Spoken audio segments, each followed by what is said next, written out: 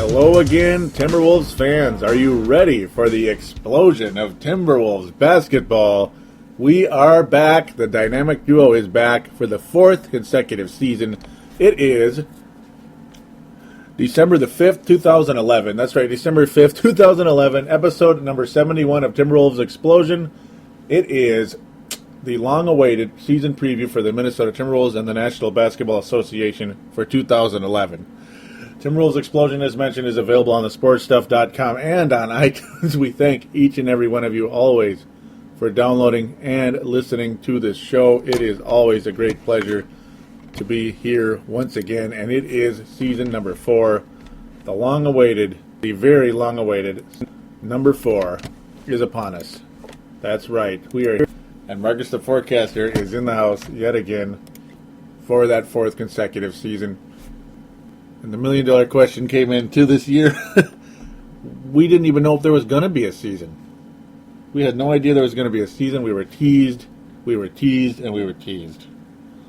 So much. Yeah, towards the end, I just gave up on the season. Yeah, it was really hard not to, wasn't it? Yeah. It was, it really looked like it was over. It really did. I mean, we were teased so much. I mean, what was your favorite moment? Remember back, was it early November, I think? Yeah, when David Stern walks out after it was like 2 in the morning, right? We're all excited. They're like, oh, deal's almost there. Yeah. Awesome, like significant progress made. And he walks out and he's like, we've agreed to talk tomorrow. And it's like, oh. And then by Friday night, Eric Fisher's standing there saying, it's an unfair system. It's an unfair system, you know? We're just right back at it again. Yeah, got our hopes up. Mm-hmm. I mean, they just kept doing that over and over again. Over and over. I really thought we were screwed, and it was all just a big tease. But I don't know whether to blame them or you. But saying, every time you go on online, you check on the news, there's been significant progress. Yeah. And then Stern says, nothing's happened. It Yeah. actually is worse. Yeah, and it's actually worse, it seems like. And then the whole BRI thing, too. I mean, it was just bizarre. 50%, 57, or not 57, it was 57, which is insane. I'm glad they came down off of that. But it's like, no wonder they're losing a little bit of money, some of those teams, and maybe a lot of money, some of the other teams. But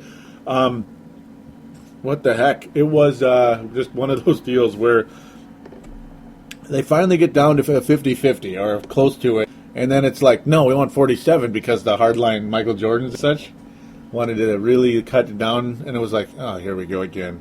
That was like about months ago we got past the 47 point, and we're back to that again. It's just, this was very tiring. It was a very, very tiring lockout. Yet as crazy as it is, as bad as it looked, it ends up being a shorter lockout than 99. Not bad. Shorter lockout. That season started in February.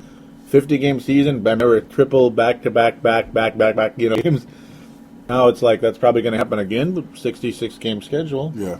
Mm-hmm. We'll take it. I mean, it's a lot better than nothing. Like, how good does it feel to know we're going to finally see Ricky Rubio and we're going to see it feels great. Doesn't it feel great? It feels great. Mm-hmm. I mean, I really wasn't looking forward to Christmas, but this changes everything. Yeah, I mean, the season opener is Christmas Day. There will be 5 games. 5. I remember the triple-header thing, like, people like my brother would be like, why are they going to have 3 games? Why do they make it so important? But now there's going to be 5. That's funny. Yeah. It's going to be pretty cool, and I can't complain about any of it. I just can't complain. I'm so excited. Oh. We're finally going to see Edelman as the Timberwolves coach. It's really going to happen. Actually, I want to try to see if I can get a sneak peek at the training on the 9th. I wish we could. It sounds like they're trying to have the training camp in Mankato, which is funny because that's where the Vikings have their training camp. It sounds like they're trying to do that. I think they did that last year, too. But it's going to be... I'll just be happy knowing that they're all playing together. Oh, yeah. That's the big part. They're really all there. They're all working out. Mm-hmm. Finally. They're really there. Speaking of players coming and stuff, what's kind of neat, well, maybe I shouldn't say this right away, but I'll throw it in real quick. I mean, we're going to get to him later. But the first guy, can you guess who the very first Timberwolf was that showed up? You know how they could come early? They said they could come early as soon as last Thursday. Yeah, last Thursday. Do you know who it was?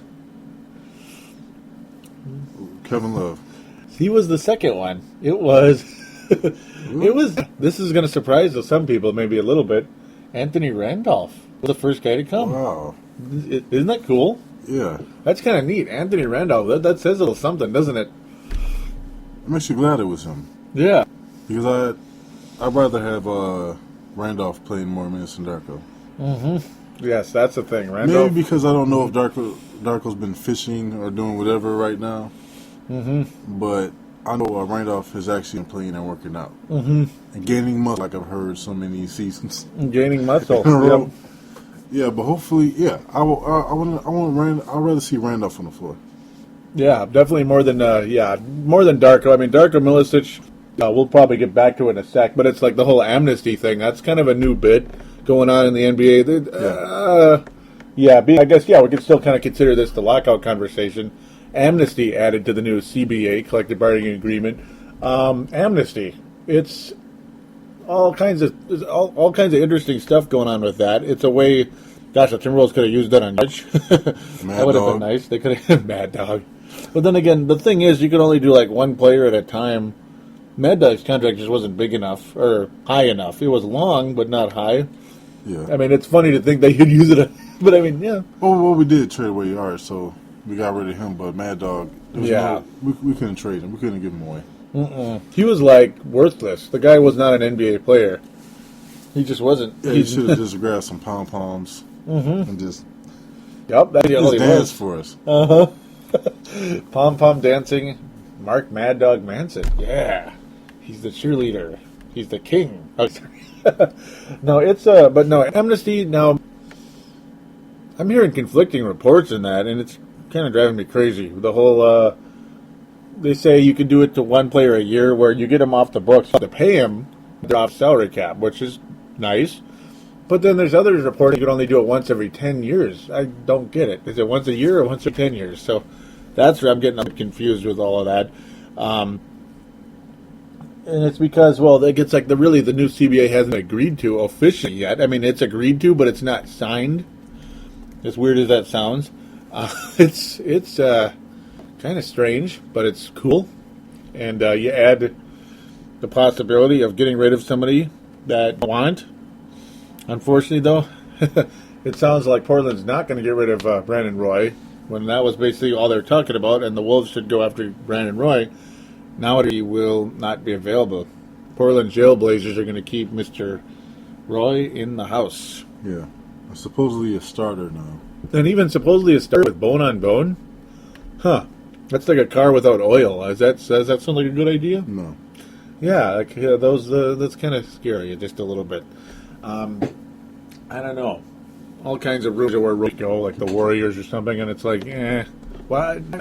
I don't know. Why would you downgrade like that from Portland? But then again, I mean, you technically call Minnesota a downgrade too, but a better fit, I think, for Roy here than Golden State. Golden State's already got Monta Ellis, who scores like crazy, so I don't know. It wouldn't make much sense as far as I'm concerned, unless he's like a backup. But really, it's one of those things. The lockout, they agreed to a floating BR. That's one of the other things that kind of got that thing wrapped up was 51% for when it's a profitable year, 49% when it's a non-profitable season for the NBA. So it's kind of an interesting idea where it's a BRI. Yeah. You like that? I mean, they got the deal done. That's what I think, That's the most important part, huh? Yeah. So they can get 50, they can get 49, so they just call it 50, basically, because I guess that's what it is. As long as the league's doing well, the players will get 51. I guess it makes it more fair that way, huh? Yeah. It's when you think about it, it's a lot like a company's profit-sharing plan. Say you work for Boston Ticket or Holiday Gas Station or Wells Fargo, and say the company's doing really, really well, the profit-sharing plan that's added to your 401k, or if it's just straight cash, whatever it is, will be higher if the company's doing well. So, same deal, I guess, with that. I guess it's the NBA's profit-sharing plan in a sense. You think? Yeah. It's an extra couple. It's an extra couple $100,000 or a couple million, depending on who you are, right? Anything else you want to blackout conversation? I was on the player side. Look at you. No, go ahead. In the beginning. In the beginning, yeah, I was going to say. And when the scenes kept dragging on, then you hear, some players just talking all about themselves. Then it became, we want the league to be better. But, at the same time, to be able to move to where you want to move to. It's you can tell what their intentions were. They just wanted to create more super teams. And the owners were trying to fight that. Yep. As soon as I realized what the players wanted, then I was on the owner's side. Yeah, when you look at the big picture of this, the owners come out looking a little bit, as weird as this might sound, like they actually care about the fans more than the players. And it kind of looks like it a little bit. Part of it, obviously, is profitability for teams like Minnesota and Cleveland and teams like that might not be doing as well as New York City, Los Angeles, especially the Lakers. Obviously, they make $1 billion a year, and the Bulls. But, no, I mean, it gives teams like Minnesota, New Orleans, even Orlando. Okay, I won't even say that, but kind of. Teams like that, more hope. Gives you more possibility that there might be a little parity in the NBA instead of just shucks, what has it been? 6 teams since 1979 winning the championship. Can you believe that? Yeah, that's pretty bad. That's messed up, isn't it? You got LA and Boston. Okay, those are the easiest 2 ever. Chicago, there's number 3 because they got their 6 titles. Philadelphia snuck in with 1 title in 1983. 1. San Antonio got 4, so there's number 5. Dallas and Miami. There you go. There's the 7. And Detroit. So it's 8 teams. 8 teams. Detroit got 3. Dallas and Miami are really phenomenons, in terms of that. The other 6, so it was 6, the other 6 really have pretty much owned the league. No, Philadelphia was kind of a random throw as well, but look, that was only 28 years ago. That wasn't too far back. It wasn't too far back, was it? It was only 28 years. Detroit somehow managed to get titles in that time, which is kind of weird. When you don't really think of Detroit as but they got 3 championships out of it. San Antonio won 4. LA won. God, how many has LA won since then? 10. 10 championships since 1979. And Marcus is shaking his head at that thought because it's disgusting. 10 championships for the Lakers. Ick. Yeah, it's disgusting. 5 with Magic, 5 with Kobe. It's time for a change. Time for hope and change in the National Basketball Association. Yep, and we know who that guy is that we're imitating. The big O and not Oscar Robertson. But it's a dynasty league. And that's not if you're a fan of anybody not included in that very small list. I wouldn't even say it's a dynasty now. Now it's become Super Friends. Super Friends? Yeah, all the top players who are buddies getting together. Yeah, I hate it. Now, for those top teams, the Knicks, Heat. So assuming they Chris Paul, yeah, they'll have no bench, barely any defense. There's be the top teams are going against each other every. Well, actually, no. Excuse me, no, because they'll be in the East. Yeah. So at least in the West, there's going to be some, so a random team sneaking into the playoffs. Yeah, which will be exciting. It could make it more fun. You never know. Maybe it's the Warriors. Maybe it's Minnesota. Maybe. Yeah, and again, it'll be. That's how things could happen again. Just like the Mavs and the Heat. Yeah. It's going to be the good guys against the bad guys. The West, all of it is going to eventually become the good guys. That you have a good point there. Against these, super teams. Knicks, maybe the Celtics. If things, it's possible Celtics could become one of those again. Yeah, maybe the they Nets. kind of are, but the Nets. If Darren and Dwight go there. Oh, there's that too. Holy moly! Another good thing is the super teams will cancel each other out. Yes. Playoff time. That's the only good thing about that. So we'll only see one super team in the playoffs.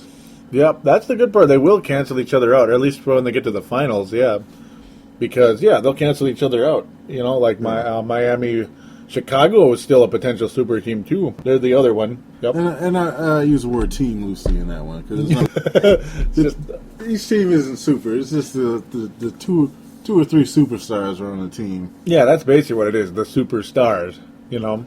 Yeah, that's how they see it. Mm-hmm. You know, I don't see themselves as a team. Mm-hmm. When they're talking with each other, like okay, they talk to another superstar and then the other guys. Yeah, that's basically it. I mean, look at the Knicks. Look at the Knicks. What bench? What do the Knicks have? There is no bench. They traded them all to Denver, and the Nuggets are a pretty cool team. Yeah, they are. And you got Miami with no real bench either. Yep. No bench in Miami either, huh? Yeah, it's just horrible. It's not like like a boy band, and you got like the three best ones who can sing, and the other guys aren't doing anything. Yeah, like Michael Jackson and his backup singers. Who are his backup singers? Yeah, we wouldn't even be able to tell you. We can't. Yeah. Yep, Michael Jackson and what's the other guy? What was the Beatle that sang with him now? And Paul McCartney. Yeah. Yep, Paul McCartney sang with him. Yeah. Who's the band? Who? Mm-hmm. Mm-hmm. Yeah, that's goofy, and that's kind of what they're turning into over there. Yeah, and the worst part about it, with the lockout, is the owners tried to make it even, tried to make it fair. They did what they could. Mm-hmm. Some owners, I'm sure everyone out there knows who they are, didn't want that. They wanted, because they knew the superstars are coming to their teams. Uh-huh. And, Miami wanted it over as soon as possible. Yeah. Well, go ahead. I bet. Yeah, they did. And then now you have a team owned by the NBA. Yep. And that team superstar now wants to go to a big market team. Mm-hmm. The biggest market there is, New York City. What's his initials? Oh, CP3, right? Yeah, son of a... And it's the first big move is Chris Paul at an NBA-owned team. Yeah. Wow. Mm-hmm. It's just like we got out of the lockout with hopefully a more parity coming in, and it's over already. Yeah, bam. Yep. Out the window, like, They didn't even wrap the agreement yet, and they're already like talking about the same super teams they're talking about before the lockout. Yeah, stop this. Yeah. It's like, well, you can't stop us now. If we just want, we didn't agree yet completely. Yeah, it's like, what are you going to do about it? Official. Yeah. Mm-hmm. Like, don't dare try to stop me from going to, leaving now. Yeah, it's unbelievable. And it sucks. And now it's like, okay, if he does leave, please go to the East. Yeah. Please go to the East. Get him out of here. Get him out of here. If you go anywhere, go to the East. Mm-hmm. Not the Lakers. Please, not the Clippers now. They're trying. Even the Clippers might be a super team. Yeah, I really hope that he goes to New York, and then Dwight goes, and Darren go to Brooklyn. Brooklyn Nets, yep. Brooklyn.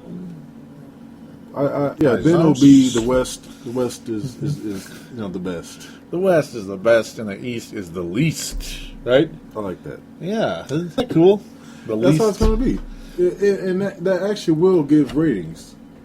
Because whether it's the Knicks, going up against probably Oklahoma. Miami or Oklahoma. Oh, in the final, yeah. It's possible. No one's going to like the superstar team. No one's going to like them. Except their fans. Except their fans, yep. Uh-oh. And it's like, well, that looked weird. But yeah, I'm sort of guilty for being a fan of Miami, just because it's mostly because I was a Dwayne fan. Still a good guy. Yeah. What's that? I'm still a good guy, you said? Yeah, you're still a good guy. Thank you. Yep. That's because my main team is the Wolves, yep. But it was mostly like Dwayne, was my favorite player in the league. But during this lockout, it's like, boy, a lot of my favorite players going into like the last several years, during this lockout, they kind of rubbed me raw a little bit. Like the Paul Pierces, Garnett, I already had really... Yeah. I mean, my interest in Kevin Garnett has been on the wane for 10 years. Yeah. 10 bleeping years, ladies and gentlemen. 2001, I started to not like Garnett.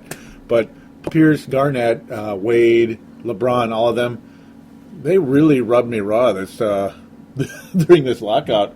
With the way they act, it was really bad. Bad. Very selfish, very... Money, and that's it, basically. They vote against any agreement, no matter what happened, which is a big fat, I'm going to say it, a big fat F you to the fans of the NBA, the way they acted. And then they tried to make it seem like, well, we're doing this for the future we're doing this for the rookies. If they're doing it for the rookies, they would have.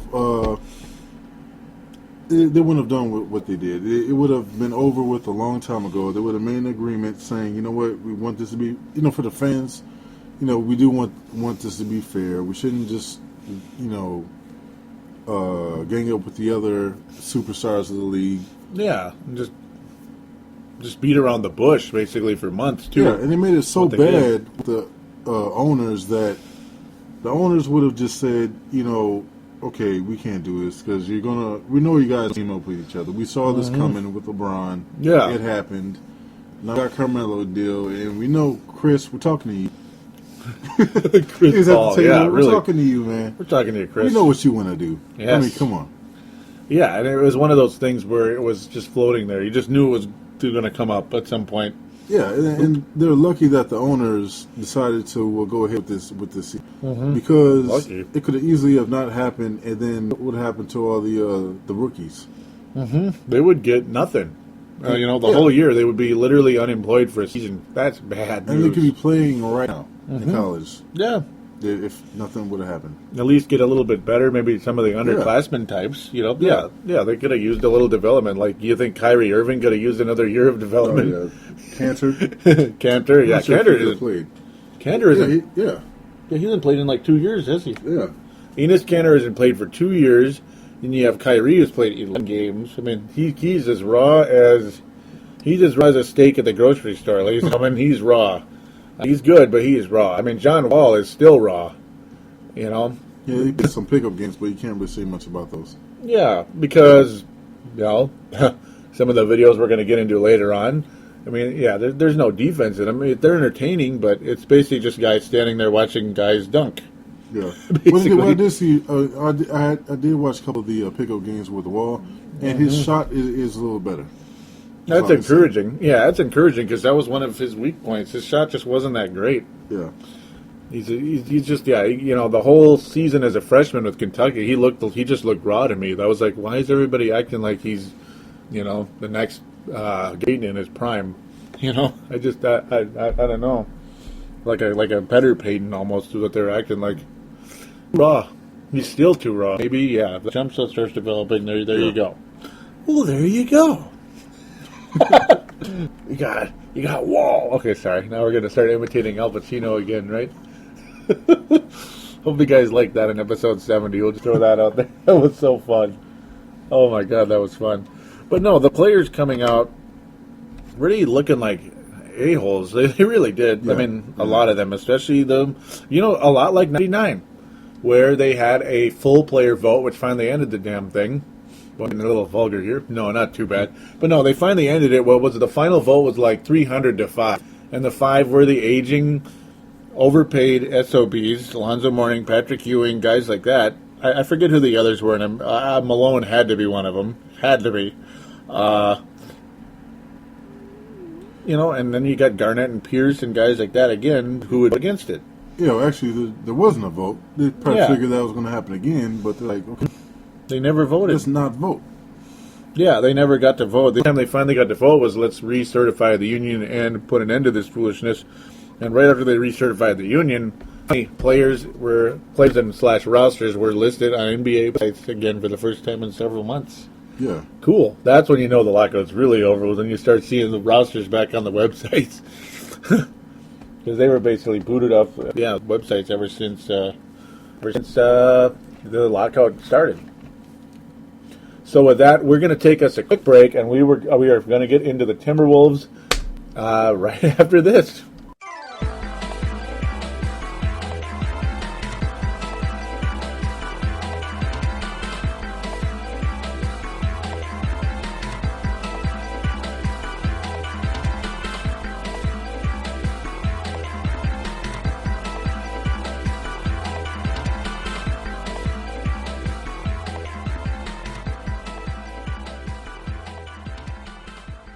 And we are back here on Timberwolves Explosion, episode number 71, which is a reminder for iPod users and all MP3 players out there as well. So, like the Zune and which are very cool stuff, and they cost less. That's the good part.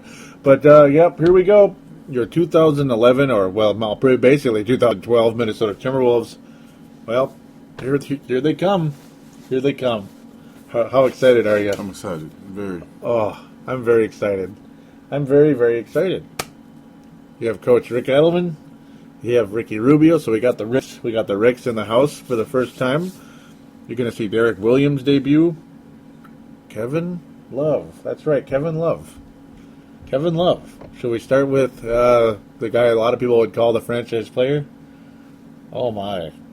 Kevin Love is 25 pounds slimmer. He's more muscular. And, like you noticed some pretty interesting stuff about him, didn't you? When just seeing, like, videos of just the way he goes, basically, out there. He looks a lot more athletic, doesn't he? Yeah, he does. Now the $1 million question is: can he still rebound at that clip with a lot being thinner? You think he can? I'm not sure. We'll have to wait and see. Because it'll be all about boxing out, and I believe that I thought it was more of strength and weight. Yeah, it's kind of a combination. I mean, positioning is a big thing for good rebounders out there in the league. Rodman was a phenomenal positioner. Kevin Love, obviously, as well. He averaged about 16 rebounds a game last year. Yeah. Can he duplicate that? I say, yeah. I say, why not? I mean, Rodman wasn't necessarily the biggest, heaviest guy, was he? No. Rodman was not heavy, and he wasn't tall either. Well, go ahead. Another thing was, but Rodman was strong, so he will have to, hit the weights a little bit. Now, what he will do is, because I know that, he wasn't the fastest guy in the league, but he would cheat. Yeah. For the rebounds. He'll leave the guy, he wouldn't contest the shot. Mm-hmm. If a guy is going for a shot, Kevin Love will already start turning around and boxing him out just in case the guy misses. Yeah. But this time with, his loss of weight, he'll be a little faster so he can, change direction. Yeah. Yep. Well, finally contest the shot.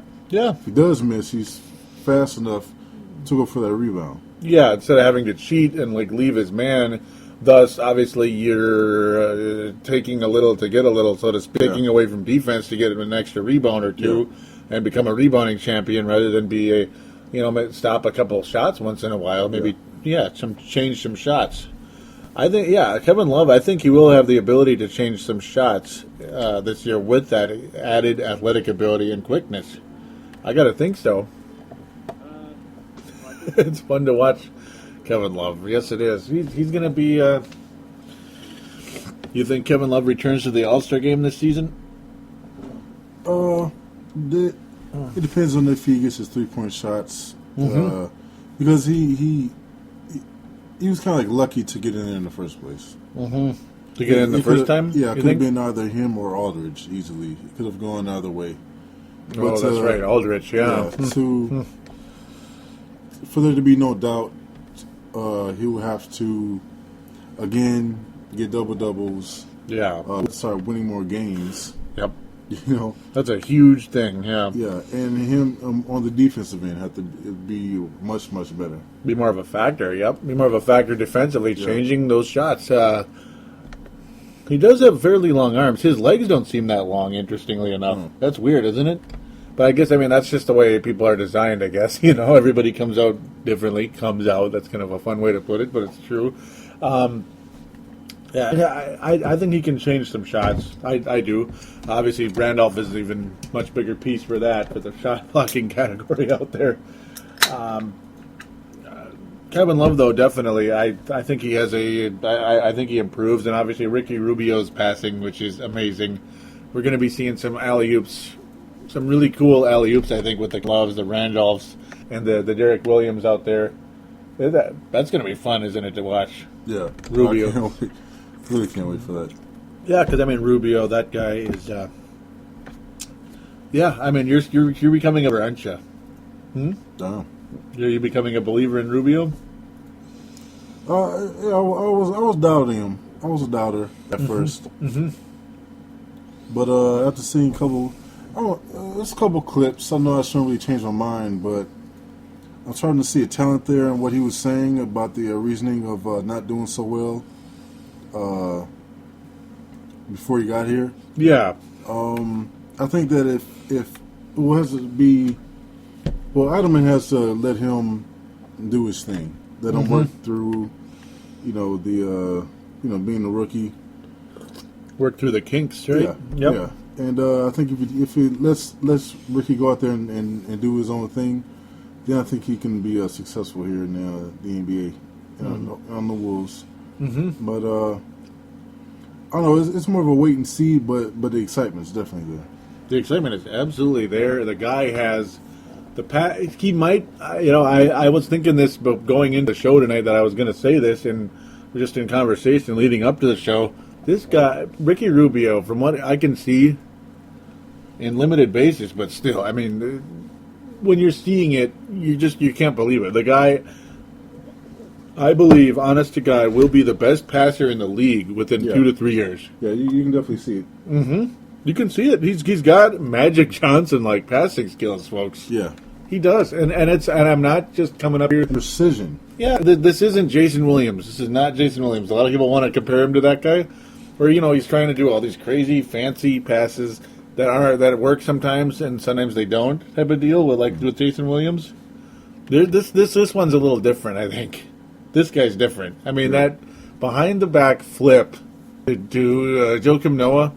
Now, I understand they weren't playing against the Detroit Pistons. They weren't playing against the bad boys or anything with Rodman and Laimbeer and all that, Mahorn and all those guys.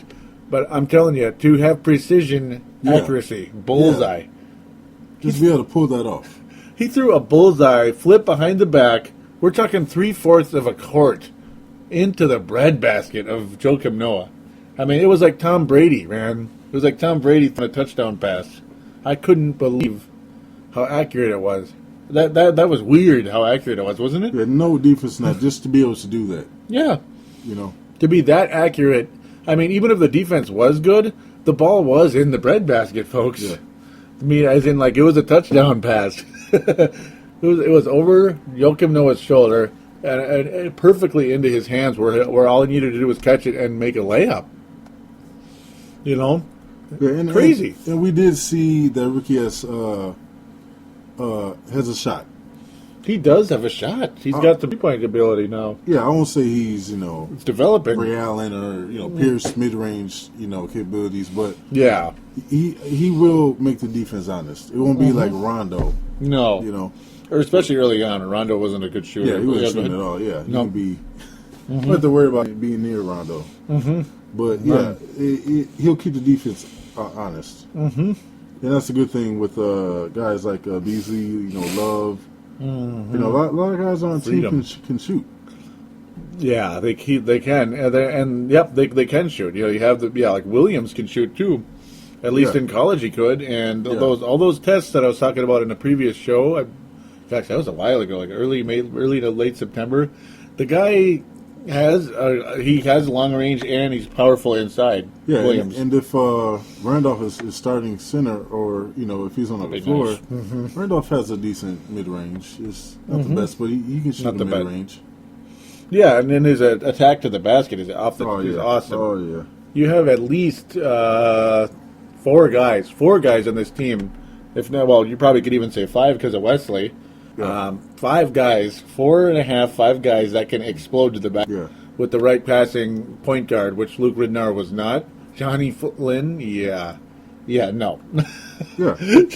Our whole starting, with the Rubio and with the starting 4, all those guys can go to the basket. And with Kevin Love, with his weight loss, I haven't seen how explosive he is. I know he can dunk.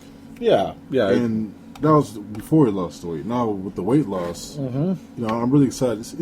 I'm just excited. Yeah, I'm excited too. I mean, the optimism right now is really high, and thank God. I mean, we as Wolves fans got paid when that lockout ended.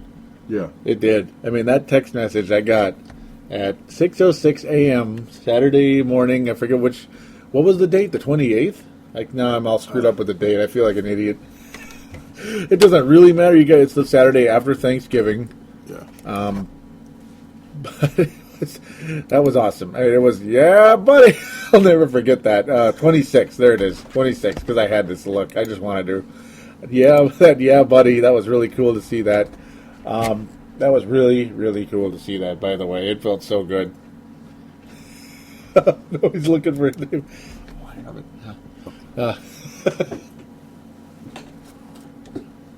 It was cool.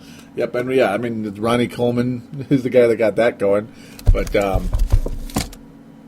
it that was fun. It was good times right there. That morning was so exciting. And here we are. Here we are. Wolves fans got paid. We are in. We're going to get to finally see our guys. We're going to see what happens here. Some explosivity to the basket is going to happen. Yes, it is. We're going to see guys explode to the basket all over the place. You know, even Darko Milicic is going to gain out of this, out of Rubio, I think, honestly. Yeah, I don't expect, even though I'm excited,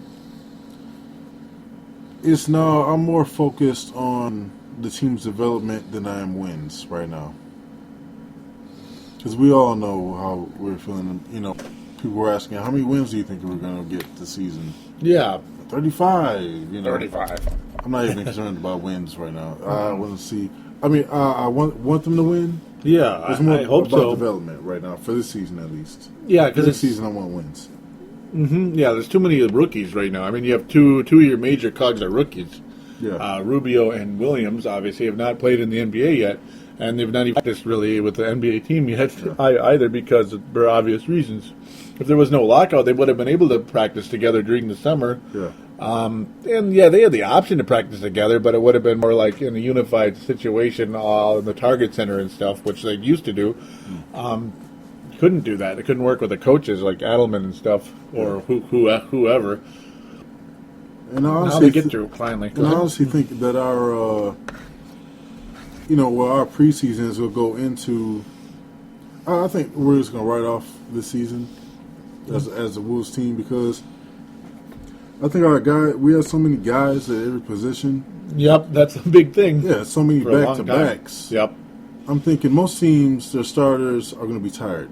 Oh yeah. Our starters and our bench guys are like almost equal, except for a couple of them. Yep. Yeah, so basically, we can have one team play. Our starters play one game, the other back-to-back, the third one. Yeah. Our bench are the starters. Mm-hmm. Then we have Ridnour starting and Ridnour, Ellington maybe if he's still here. Yep. Webster, Williams, and then Randolph if he's not the starting center by then.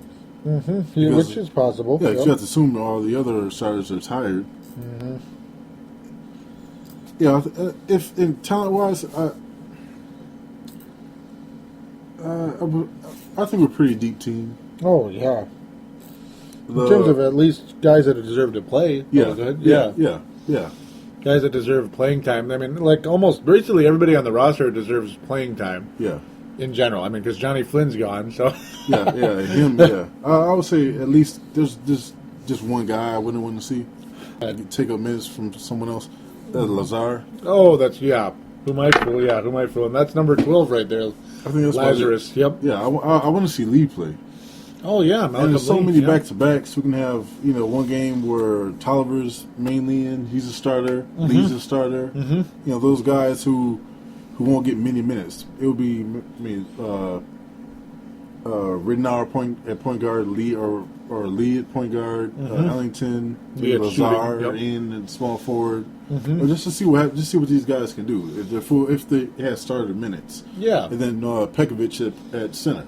Yep, he's still here. Yep. Yeah, he's still here, so he'll need minutes. So. Yeah, and he does need minutes. He outplayed Darko, you could say, last year, Pekovic. Yeah. I don't know if you could say if Darko was injured, but Pekovic he would get fouled out in a couple of minutes. So, Mm-hmm. That's the thing. He's not. He doesn't. At least as of last season, unless something's changed. Beyond. Maybe there's been unseen changes during the lockout, but. Yeah, the guy was kind of like Craig Smith in terms of foul trouble. Yeah. He always is in foul trouble. Yeah. Yeah, I actually think we should do that. Just mix it up. Maybe keep Love in there for the whole game, or Beasley, or actually not Beasley. Williams in there. Williams, yeah. And then just have Lee, Ellington come in, and Tolliver the next game have Ridnour in there. Mm-hmm. Just so you guys can get some minutes, just so we can. either showcase the guys who we know we don't need more. Try to trade. Yep. Yeah. Lazarus, Lazar. I keep calling him Lazarus. Yeah, Brad, if he stays here. Yep. Brad Miller's still. Yep. Brad Miller is a Timberwolf as of right now. Yeah, to see if any championship team, who needs the extra push. Extra big man. Yep. A little bit of veteran leadership. Yeah, because that's the other thing. The Wolves need leadership as well. And some people look at Brad Miller as that. And he obviously loves playing with Edelman. That's what's a good playing for Rick Edelman, not with. But he loves the idea of that at least. Who knows what's gonna happen? I mean, free agency is gonna get interesting. Those multiple games though, we're gonna see some interesting lineups and a chance to see what a lot of these guys can do. Yeah. I mean, Ellington, we have an idea, but at the same time, what is it going to be his third season? So maybe you'll see dramatic improvement. Yeah. And if we don't, he's probably not going to be back next season. I don't see what it can hurt to give those guys starter minutes, especially the back-to-back games. Yeah, or even back-to-back. Number 3. That game was going to get weird. Yep. Yeah, just let the bench play. Yeah. And just see what happens, especially with Lee. I'm interested to see what. Yeah, I want to see what Lee can do. And actually, I would. If he's as explosive as I've seen him on some of the pickup games, again, you can't put too much into them. Yeah, yep. But you can see some explosiveness there, and he can finish at the basket. That's a good thing. Which I wish Telfair could have done when he was with us. I was actually like Telfair. Yeah. I would trade Ridnour. I would trade Ridnour and keep Telfair as a backup. It'd be nice. We should have kept Telfair to begin with. I don't see why he didn't get more minutes than Flynn. Mm-hmm. Oh, yeah. Or especially than Ridnour, too, but Flynn, yeah. Yeah, Flynn, it was actually worse showing him play. Who, Flynn, or what? Yeah, because he was so bad, it took away from his value. Mm-hmm. He was better off having Flynn not play. Yeah. Just so you can get some type of, maybe he can play, maybe this guy has some potential. Just like Darko and Randolph. They didn't get any minutes. Exactly, and we got intrigued and made a move. Yeah. Basically, we might get some veteran piece. Yeah, we just let Flynn get minutes and just expose him. I mean, he's a bad player. It's just we don't want this SOP. No. Yeah. All we could do was get a 35-year-old injured center and cash. That's all we got for him. Yeah, Telfair was and a trade down. Good. Yep. Telfair was, The one thing about Telfair, watch out for a little bit, was a contract year again, and he's always seemed to be kind of one of those contract year guys. Yeah. But still, he looked different, though, than his previous contract years. He actually looked smarter. Yeah, he was an actual point guard for us. Because you had him doing... He looked smart. Yeah, he did shoot, but because of prior experience with him, it's like whenever he shot, it was like, don't do it. Don't do in the past, yep. Yeah. And when he did shoot, it was smart. He played smarter basketball. It was different. Yep. Yeah, man. Ridnour. I mean, come on. Those in the game situations.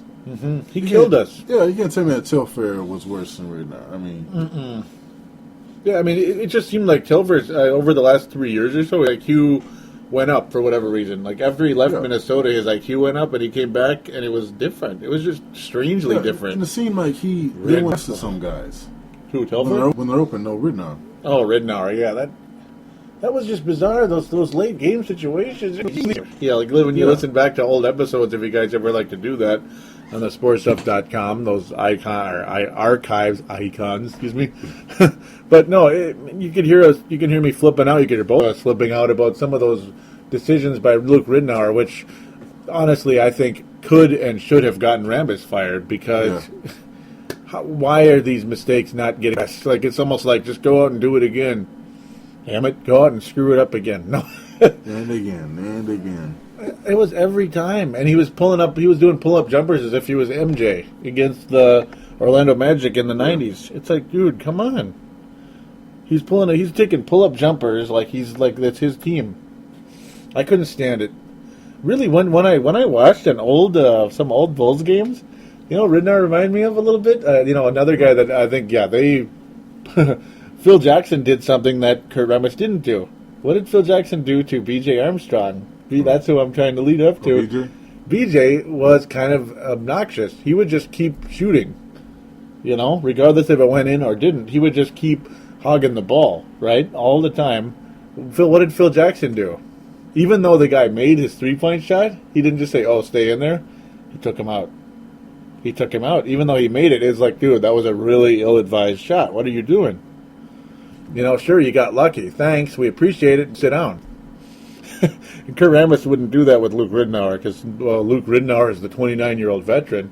But if he's going to be like this, co-captain of the team, play like it. The guy didn't play like a co-captain, did he? No, he didn't. That's why I think hopefully it'll be, and I like it this way. I like having just like the Celtics. You have Rondo, didn't shoot much, pure point guard. Yep.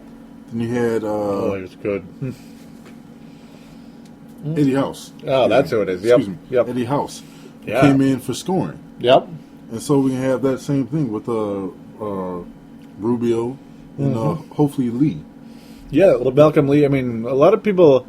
I pretty much thought he was drafted as a shooting guard, but apparently he can play a little point guard too, huh? Yeah. We'll see how that goes. I mean, maybe he can be kind of an Eddie House because Eddie House is a shooting guard basically in a point guard's body. Yeah. That might be what's going on with Lee. I guess he's kind of a shooting guard in a point guard's body type of situation. Yeah, with that, our bench coming in doesn't mean that the other team can start scoring on us now. Yeah. So we can still we can still score even though we have a bench in.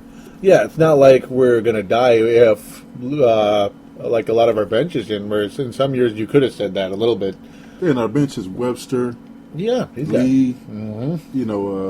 Williams, and maybe Randolph. Yeah, Randolph showed that when Kevin Love got injured, he could still produce almost just as well. More blocks, minus a couple rebounds. Yeah, and he's still young. He is really young. And now he's stronger.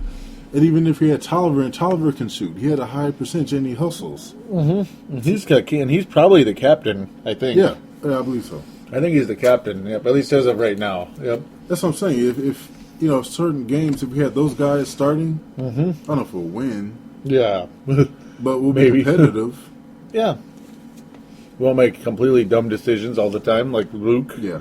Somebody needs to kick Luke around. I mean, and hopefully Edelman does if he has to. That's sad when you got to, take your veteran out of the game because he's playing like a rookie. Isn't that sad? Yeah. He wasn't making any smarter decisions than Johnny Flynn At all. Yeah. Like, come on. And the whole time I'm thinking, okay, where's Sebastian? Where's Sebastian? Where is Sebastian? He got buried. They buried him. For what? Mysteries beyond my control. Yeah, it made no sense to me. No, that was really weird. What were they thinking? What were they smoking? And how much did it cost? No, okay, I'm sorry. Yeah, I mean, I didn't understand it. Some of Flynn's passing skills improved, but not enough. Too many turnovers, beyond human recognition. And I remember one game, it was Flynn against Chris Paul. It was another point guard. I'm not sure if it was Lowry. I'm not sure. Thinking about that. I know that he made it a mission just to go against the other point guard, shooting threes back and forth. That might have been, or it was Aaron Brooks or something. Was it Aaron Brooks? I think it might have been Brooks. Yeah, it was Houston. Yeah, I know. Yeah, because you're thinking about Lowry. I think it's Houston with Brooks. Yep. Yeah. Against Rick Edelman. Oh, just made it a mission. Just made it a personal mission, go back and forth. Or you make a three, okay, I'll try to make a three. It was just ridiculous. Yeah, and as a battle, he just wasn't going to win. Unfortunately, he just wasn't because Brooks was hotter than hotter than damnation. He was so hot. You're not good enough to do that. You know, and if it's like, why would you do that? And if you can do that if you miss, your team is good enough to get the ball back and then keep scoring, to eventually win. But I'm just glad he's gone. I'm really glad Johnny Flynn is gone, and it's sad to say it because of how much I endorsed him and everything going into that year. But he's now on that team, and now he's on that team. So that's the funny part. You put all these dots together. I guess Johnny Flynn played so crazy and kept. He was auditioning. He was auditioning, and you look at it, I guess he was. I guess that's the only logic you can come up with why Houston would make that move. They liked something. Yeah, we like what we saw out there in Johnny. Even though Brooks was making 9 threes in a row. Come and take them. Oh, and don't worry about the whole Brooks hitting 9 threes on him or anything. Yeah. Just pay attention to the fact that Johnny was saying, no, Yeah. no, I'm not beaten. I'm going to keep shooting. His lack of defense. Oh, my Lord. I mean, honestly, he has to have the worst defense in the league. It was so bad. He cost us multiple games. Chris Paul basically just looked one way, and Johnny Flynn went there and was like, see ya, wide open layup. He just treated everyone like the old Rondo. Just nowhere near the guy. Not even close. Not close. And it was Chris Paul. It wasn't, like you were saying, the old Rondo who you don't really worry about shooting. Yeah. Chris Paul just walked in for a layup. He didn't have to make a move. He just walked in. Had a wide open layup. It was like, see ya. And that happened on the last play of the game when you have to make the guy miss. Like, please miss the shot.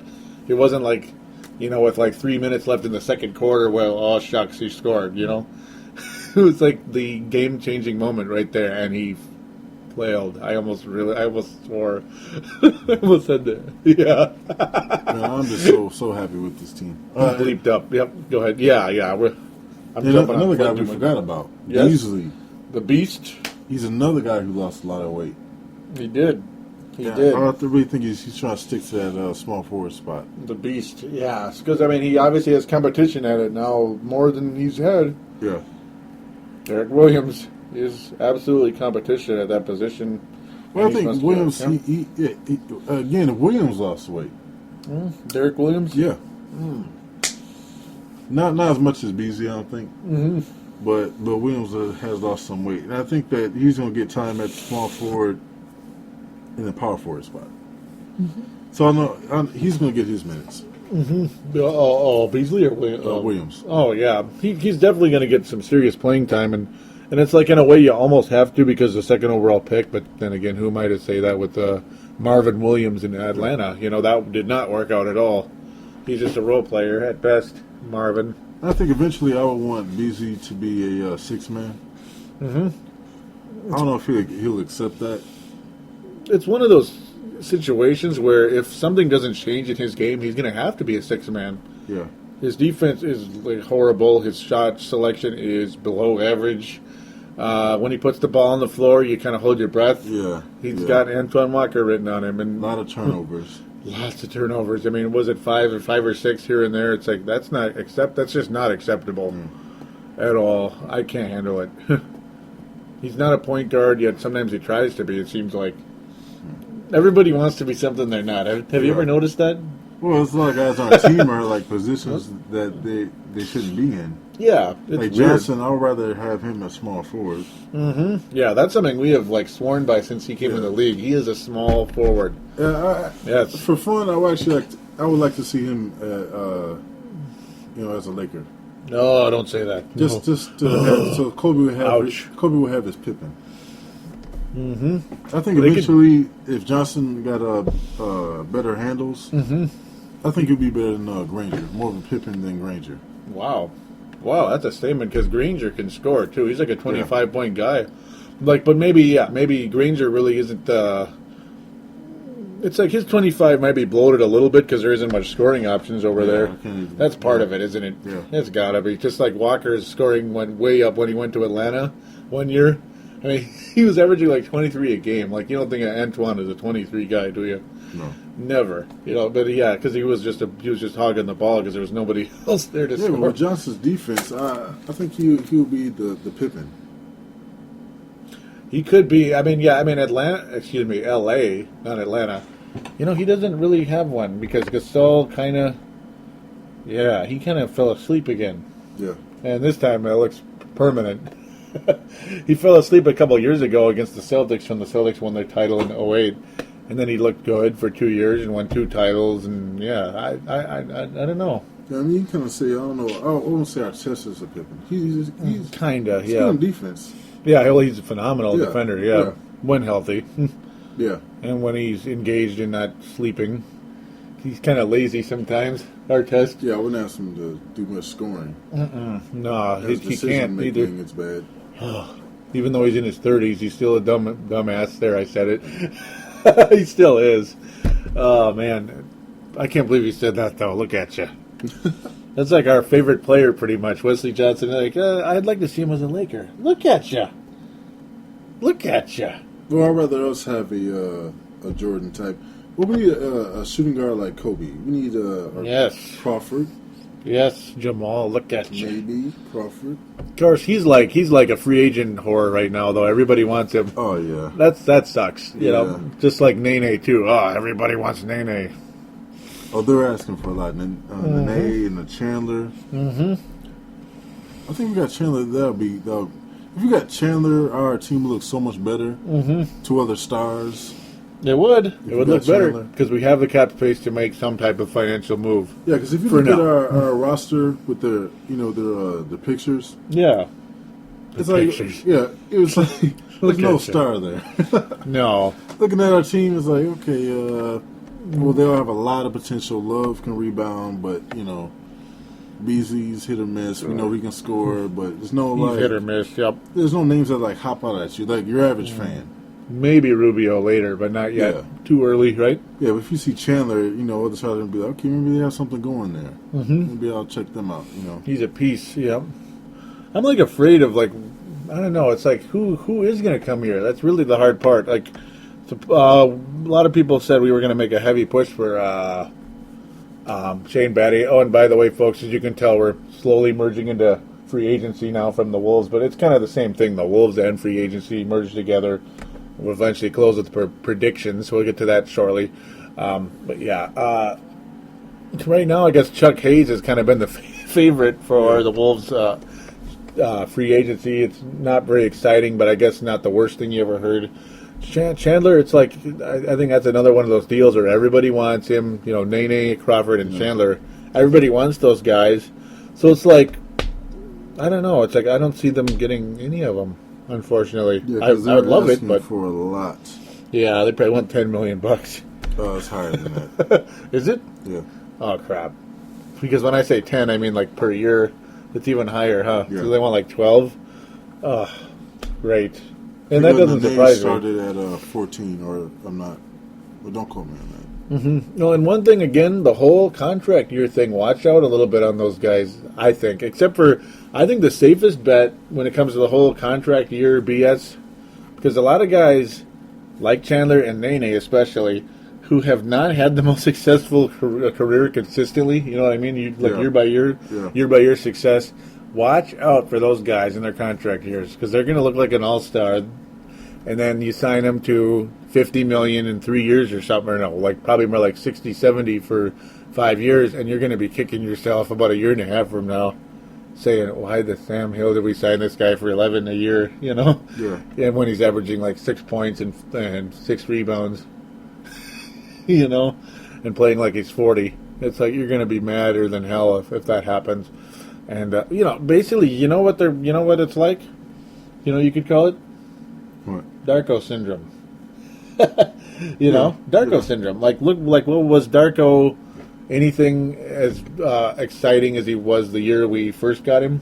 No. No, he was almost invisible last year, Darko.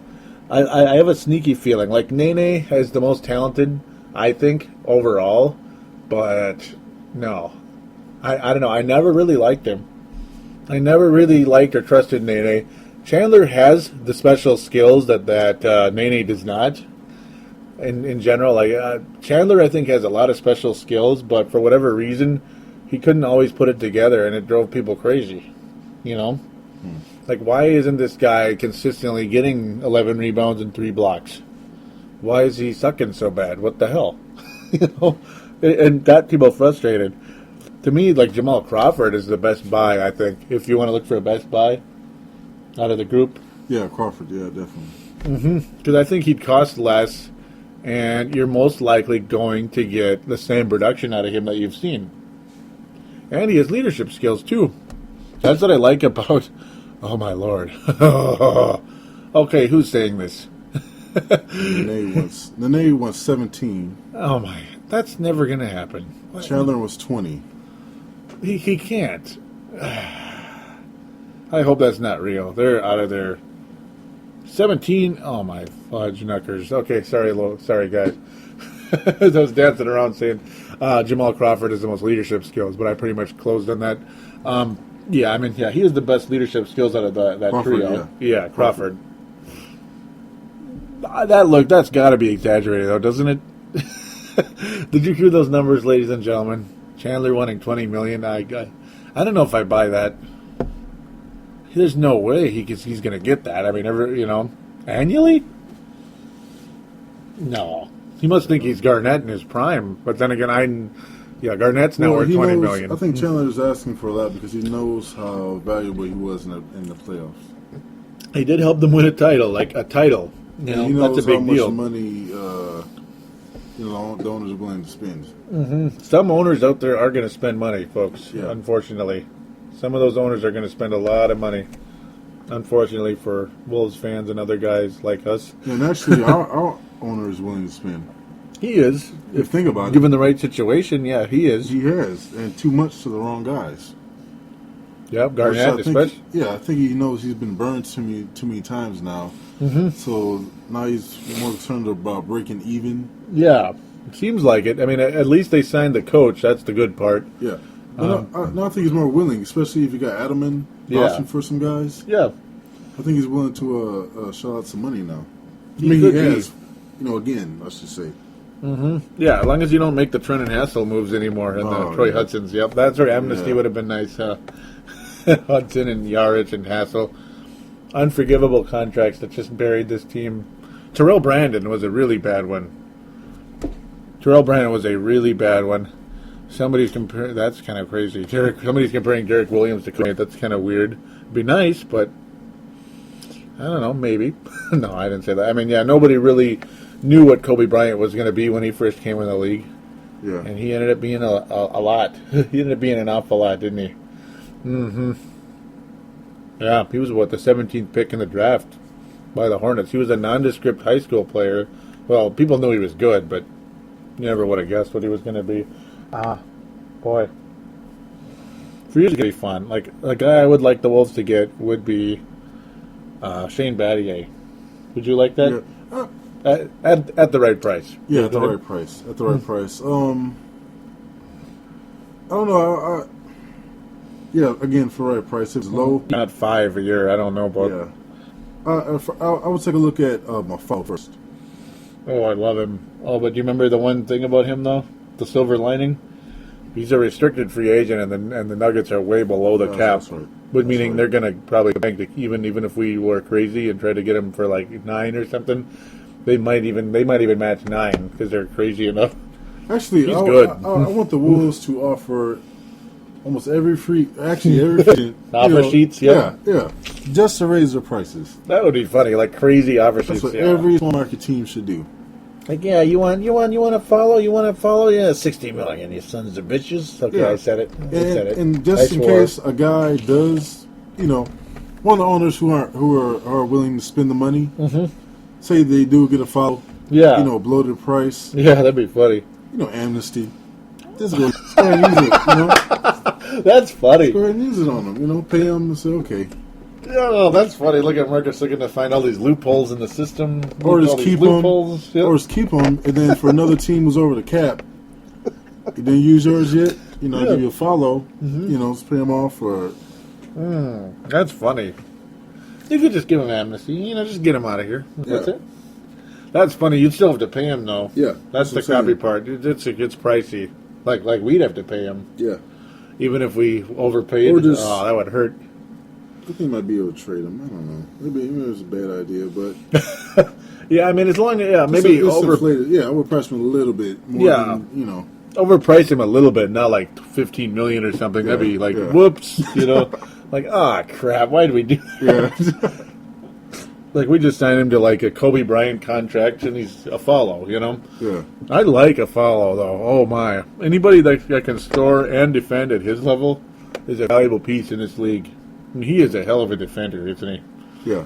And he can score he can really score big time when you need him to. He's going to be fun. Honestly, I haven't seen. I've heard about his defensive skills, but I haven't seen him score that much. Mm-hmm. Not much. Yeah, I mean, it's not as much as, it's not as much as like the big timers out there in the league. I mean, now my mind is getting quiet. Well, like a Joe Johnson when he was really at it. Yeah, he's not even a Joe Johnson level of scorer or like a Obviously not like the Kobe's and such, and LeBron's not even close, but he's got some talent. I think he's got 15 a game in him, somewhere in there. Yeah, but I know some people on the website I go to, Real GM. yeah, are saying that we should get a follow, and then he'll be a starter, or trade Wesley. He'd start. He would start here. I would rather have Wesley starting. Over a follow, yeah. I see more potential in Wesley because I think he can be a defender just as good and score more. You know, I mean, yeah, and that's a really valuable point for the listeners out there. I mean, Wesley Johnson, I think, is untradeable unless you're getting something awesome, like awesome in return. Yeah. I wouldn't trade Wesley Johnson for a follow either. Yeah, because you see how strong he is already. I mean, I wouldn't. When I say Pippen, I see the same body type, long arms, strong. Yeah. He's not Corey Brewer long. You know, he has some muscle in his arms, just like Pippen. Corey Brewer is long but really skinny. Yeah. You know, twig. Yep. And again, Durant, just long arms, but you know, he's not as skinny as Brewer, but he's not as big as you see. Johnson can put on more muscle. He's got that frame. Right now. Yeah, he's got the frame, doesn't he? Yeah. He's the frame to be something. Yeah, I mean, Wesley Johnson, I think, is the second most untradeable player. Or, well, maybe third because of Rubio now, but still. Yeah. And you Love actually might be more tradable than those two, but, well, go ahead. Yeah, maybe. If you think because with Love's, like, there's no defense there. And what we saw from Randolph when Love was injured, it was kind of like, man, maybe we can do without Love. Maybe. It's a possibility. You just never know. That's why maybe the Hornets might be willing to deal Chris Paul because, oh, wait, they don't have Darren Collison anymore. Yeah. See, you know what I mean about when they were, remember? Yeah. Because they had Darren Collison. Yeah. Yeah, back to Wesley. There's been a couple games where we've won games because of his defense.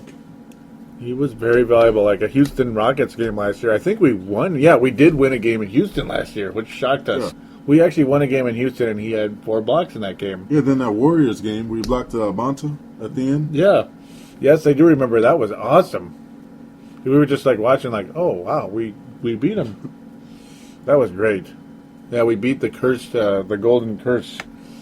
Wolves always have trouble with that crazy Warriors team.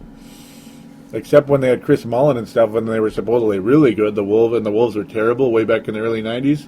The Wolves would beat the Warriors then when the Wolves had nothing. Then the Warriors were really crummy and the Wolves were good, and the Warriors would beat us by 20 points. It's like, what? Yeah. Wasn't that weird? And ever since, the Warriors have been the strangest team in the world against the Wolves. We're a weird team, but that was a nice win last year with old Wesley. Yeah, it's funny that those games where we got crushed. Yeah. Mm-hmm. Yeah. Tolliver is now on the team. Yeah. Tolliver was like one of the pieces. Randolph. Yeah, we won with all these Warriors, didn't we? Like those are the guys who had like their season high on us, and now they're not. And they did have a season high on us, and I guess that's why they're here. Like, hey, just like Johnny Flynn against the Rockets. There you go, Johnny Flynn. I'll never forget one thing too. Should I bring this up? I'm gonna digress for real quick. I have to say this. Just like Michael Olowokandi when he was a Clipper came in and dominated the Wolves and led the Clippers to their first win of the season when they were really bad. Olowokandi dominated the Wolves in the post, and within a year he was a Timberwolf. Ouch! I didn't say that. Joey, all right. I actually blocked them out of my memory. I just brought them back. I shouldn't have done that. I'm really sorry. Now I took all the energy out of this room, didn't I? Just his lack of just no effort at all. He was the laziest, most worthless, everything, wasn't he? I'm sorry. Oh, look at Marcus's face. Oh, I'm sorry. I think I ruined him. I think I ruined his night. No, we just got to go tase. We just got to go tase him, right? Remember he got tased at some nightclub because he was acting like an idiot, I guess, or something. Oh. He wouldn't leave or something. It was weird. It was something where he wouldn't leave and they tased him. Isn't that funny? He got tased. Oh, man. I think they should have tased him on the basketball court. Like, hey, come on, show some effort. You know? probably even do anything after that. Yeah, he'd probably die or something. No, I didn't say that. I shouldn't talk Give me like 10 minutes. Yeah, it's like, come on, man. He just zap him. So, anything else you want to say on that's baloney, Deronda, Minnesota? No, I don't know why people are doing that. But no, anything else we're forgetting on free agency, or should we go into predictions? Yeah. Ready for predictions? Yeah. Are you ready? All right, well, let's start with the Eastern Conference since it's not our conference. So we're going to have the same format we did last year. We're going to have the flop in the Eastern Conference, then the surprise, and then the conference finalists and the winner in each conference for the West and the East. So you ready to go? Yeah. Do you want to go first or should I? Go first? Okay. Well, in the East, boy, it's going to be tough. Surprise team in the East. Oh, boy. Atlanta. No, I'm kidding. No. Atlanta wouldn't be a surprise because they had a decent record last year and made it to the second round. My surprise team will. No, I guess I'm going to go with. It's because I've been jumping back and forth again. I'm going to go with Indiana again. They have a nice young coach who's doing really well. Who did really well in the time he was there last year. They have a very talented roster. They might make some trades along the way here. They're constantly rumored in like all these different trade rumors out there. Like Paul, Rondo, all that. It's getting kind of weird, but I have a feeling Indiana's going to emerge at some point. I don't know why I'm picking them, honestly. I really am not sure. In fact, but I can't pick Philadelphia because their roster's not that great. The Bucks, I don't really feel like picking the Bucks, even though they're more of a playoff team already anyway. What happened to the Bucks? What did happen to the Bucks? Yeah. I don't know. I can't be anything of a surprise. So I'm going to go with Indiana again because I think they're going to be better than last year. The Celtics are who they are. The Heat are who they are. Blah blah blah. Detroit, I'm not going to pick them to surprise anybody because I hate that roster with a passion.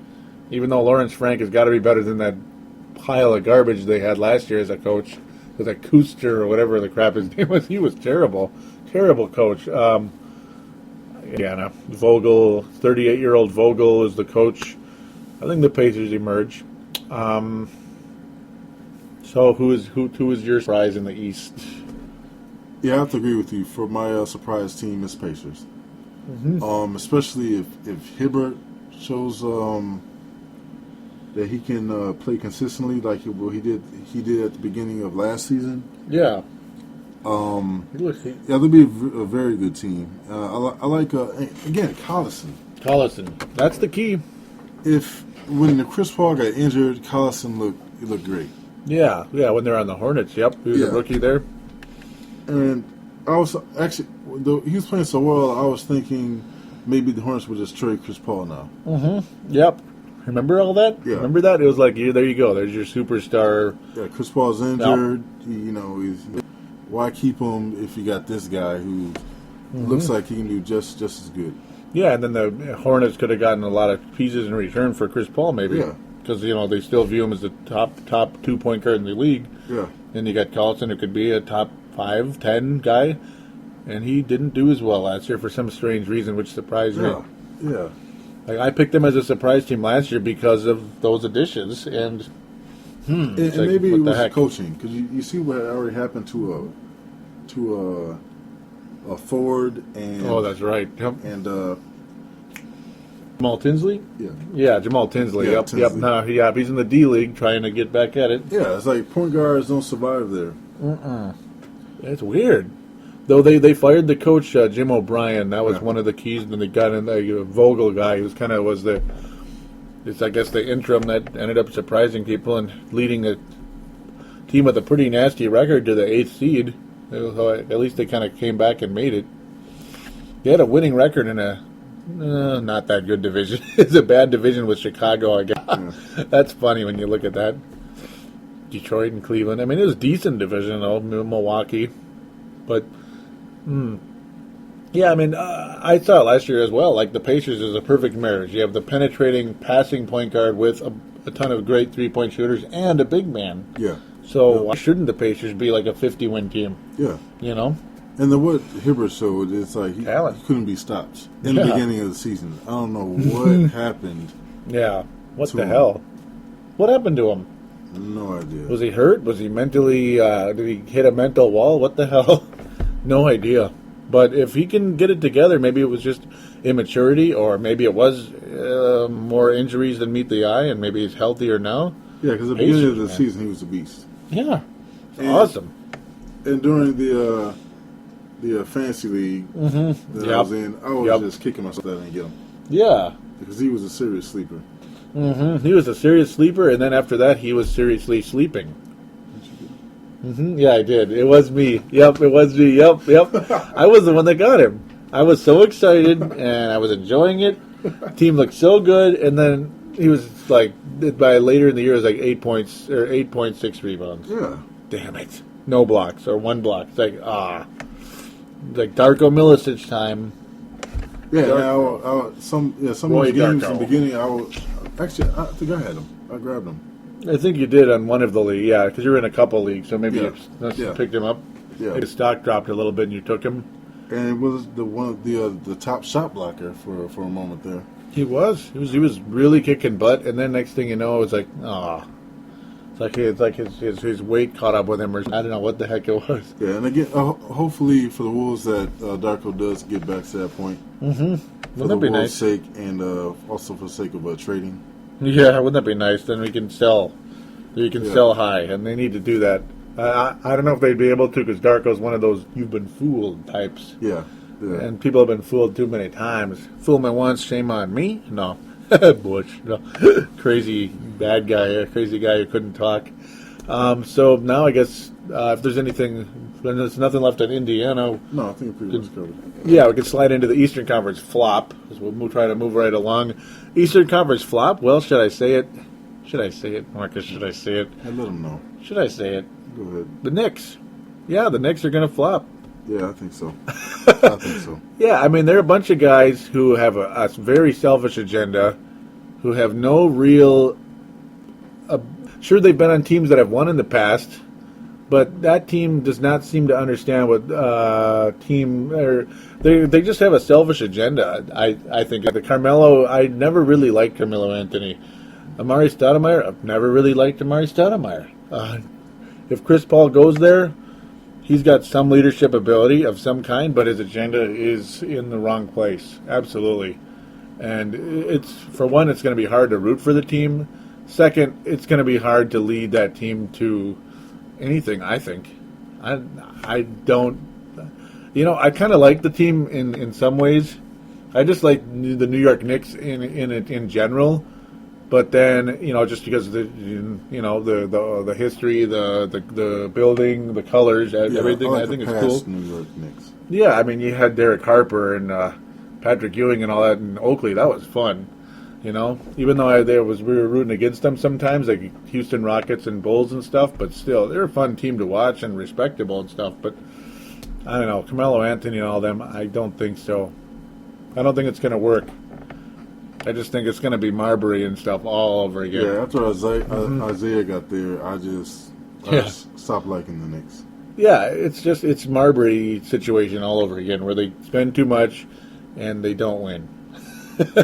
I take it your flop is probably the Knicks as well, or do you think somebody's even bigger? No, the Knicks. It's probably going to be. I think. I mean, I know they only won 42 games last year, but we're not talking necessarily in wins and losses. The Knicks could very well go on to win 50 games this year. Oh, well, the mathematical equivalent to 50, we'll say, because you have to kind of do the averages with the less games and everything. But the mathematical equivalent, they may very well go on to that. But we're saying flop in terms of expectations coming into the season. I think Indiana's going to exceed expectations, and I think the Knicks are going to fail. I think they're going to fail in the expectations because of the agenda is not in the right place. Just like the Yankees, they signed all these expensive players and they didn't win for 8 years. The Yankees, they're the highest paid team, the heavy favorites to win, and they never did until one year they finally got over the hump. The skanky Yankees, and I think it's kind of a similar situation emerging with the Knicks. Anything more you want to say, or did I talk too much? No, I agree. Did I talk too much? You agree? Yep. No? You good to go? Conference Finals. Who's going to beat in the Eastern Conference Finals? Well,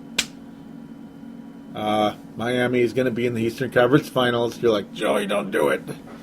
And, well, I can't say Boston. They didn't until they get Chris Paul. If they get Chris Paul, maybe I will. Maybe. Boston's getting too old, I think. I would say if they get Dwight. If they got Dwight, yeah, that'd be crazy. That's the other factor you got to think in. Where's Dwight going? We don't know. Where's Chris Paul going? We don't know. Probably no. He's probably not necessarily New York because of the lack of chips to make a trade. Yeah. So he's probably not going there. I don't know. It's going to be weird, isn't it? It's going to be weird to find out where Dwight and all them go. There was this crazy Thunder idea a while ago brought up by somebody we know, and I don't know what's going to happen there. I have no idea. I think it's going to be Miami and Chicago again. I mean, I actually think it's going to be Chicago. Chicago and Miami, yep. If Chicago gets Crawford, yeah, then it's Chicago. Ooh, yeah, like to actually win the East too. Yeah. If Miami gets rid of Miller, then tries to go after Crawford, actually, yeah, Miami needs another solid piece. I think. Yeah, they do. They got lucky with Chicago in that series. Yeah, yeah. It's like the Bulls just kind of all of a sudden their offense just like like it ran out of oil. It's like what happened? Yeah, they definitely need Crawford. That'd be a nice addition. That'd be a massive addition to a team that's pretty young, but really talented. Yep. So who do you think Chicago faces in the East? Because I have Miami, Chicago. Same. It's going to be the same. Yeah. So right now you have Chicago winning the East. Yep. If they got Crawford. If they got Crawford, yeah. Like if they don't get Crawford, what do you say happens then? It's Miami. Then it's 7 games. Well, if they got Crawford, I think it's Chicago for sure. Yeah. If they didn't, then it depends on how well Boozer plays. Boozer's a huge factor. The Corver. And you also have to factor in who Miami gets. That's the crabby part. We don't see. Last year when we did our predictions, free agency was over. This year it hasn't even started. Yeah. This is weird. This is a unique season, isn't it? I would think that Miami would try to get Lewis. Richard, yeah. Really? But maybe. I've heard that the Wizards aren't going to let him go. Yeah, I don't understand. That's a lot of money they could get rid of, and they don't want to. Or I don't get it. I think maybe this might be a stretch, but Gilbert Arenas might want to go To the Heat? If Orlando lets him go. Or again, if Turkoglu. They can. I would rather have Turk than Mike Miller. No, yeah, I can't stand Miller. And yeah, I mean, Turkoglu would fit in nicely in Miami. So would Gilbert. I mean, Miami does need that other piece. If they get it, they could win the whole thing. Anything come off the bench that can produce anything. Yeah, I mean, I'd probably make them my favorites for the entire enchilada if they got a nice, solid veteran that can shoot and score to add to the big three. I think Miami wins it all. Yeah, because if you either get if Rashard Lewis is let go, and especially Rashard and Arenas. Yeah. Imagine how much money they'll get at once. Oh, man. They're not going to really care about getting paid from another team. They're going to say, okay, well, let's go to the Heat and give me whatever. Yeah, because they're still getting the money. a lot of money all at once, you know. They're still getting the money no matter what, even if they're amnestied. Yep. Yeah, so they're set. So I think they can feel like, okay, well, I don't really need to get paid. It's just check on top of what I'm getting already. So yeah, it's just icing on the cake or cherry on top. I guess you could say it's the cherry on top. Yeah, it is. I'm getting money regardless. I'm actually making more now. And they've made so much over their career. Yeah. Oh my God, and they're on a better team. Yeah, their focus wouldn't be money. At that point, it would be, especially Arenas, since I don't think any other team will want to keep him for long term. This is it for me. Yeah, this is it. And it's funny when you look at the Eastern Conference. It's just like right now, it's like so amazing how two teams stand out beyond everybody else. Like it's not even close. Yeah. This was a really easy selection in the East, wasn't it? Miami, Chicago. The West is going to be a lot harder, by the way. The East, it's just like Boston's too old. The Knicks are, probably a mess. Philadelphia's not even close. Pacers aren't close. Orlando is about to blow up. Atlanta's Atlanta, They're good, but they're never going to win anything. They're just not. Beyond a miracle. They're kind of like the Dallas Mavericks were in the... No, actually, Orlando's what the Mavericks were. Good and in the finals at times, but not winning it. Dallas finally got it. Gosh, it's it's going to be really interesting to see where these veterans that we've been talking about the last few minutes here go. It's going to be big. They might be overpaid, but they could be valuable additions to a Chicago or Miami. That could be the final piece to going to the finals and maybe winning it. Because I don't know. I kind of have a sneaky feeling one of those two is going to win it all this year, Chicago or Miami. I would not be surprised. So in the end, bold prediction, Gundy or head, without any idea who's going to go where. Who do you pick to win the East? Chicago, and I guess for now I'm going to say Miami. For now, just because. Yeah, I guess maybe to play devil's advocate, also because I just have that feeling Miami's going to be right back in the finals again, just because, I don't even think so. It's the pieces. You don't think so? No. You're like, no. Okay, put it this way. Yeah. They have to get rid of Mike Miller. Yeah, they do. I think they will, honestly. That's kind of why I'm picking them, too. They have no choice. Okay, and another thing is, can you really, let me ask you this. Mm-hmm. Do you think the Wade won't get injured? He probably will. He seems to, especially after the lockout. Okay, say he's injured, right? And he's injured for 2 weeks. Mm-hmm. In a regular season, that's how many games? Oh, that's right. Yeah, this season, he's going to miss 5 games. Yeah, really quick. Yep. Yeah, and with LeBron, and if Wade is gone, how many games does LeBron is he going to play every game? No. Bosh is going to give them wins. That's right. Yeah, they're going to have no bench. I mean, it's like they have no bench. Mm-hmm. If anything, I don't think Miami's going to be in the playoffs. Wow, that'd be funny if they missed the playoffs. If you think about that, if Mike Miller isn't gone, he's going to get injured for sure. Oh yeah, he's gone. He's always hurt. Haslam completely healed? Mm-hmm. Oh, that's right. Yep. So he might be gone. Even if a guy's gone for a week, that's a lot of games now. And LeBron's not going to win it by himself with a bunch of scrubs. Role players. Yep, scrubs. Depending on if they get lucky. Yeah. I guess that's tough. These aren't even Timberwolves scrubs. These are worse. These are just like guys that are trying to get paid and get an easy ring. Mm-hmm. So if either one of these guys, anyone gets injured, it's pretty much a done deal. They won't even reach. Don't want to reach anything. Yeah, they might reach the playoffs. It's that'd like be you funny. got to be healthy through the whole, or if you are injured, have a bench so you can just keep winning games. Especially this season. Mm-hmm. This might be a season where you might not even see the Heat in the playoffs. That would be funny if that happened. I mean, it's happened before, where like Golden State was all hyped up to win it all, and they didn't even make the playoffs one year just because of a couple of injuries. It's happened. Yeah, so we've seen it. Anyway, that was many years ago.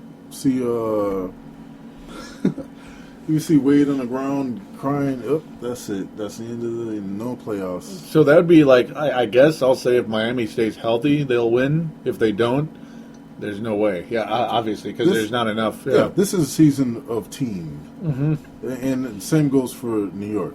If Amari gets injured, then they're dead. Yeah, they're so dead. Yeah, yeah. And Carmelo gets hurt sometimes, doesn't he? Yeah. Amari gets hurt more though, right? Yeah.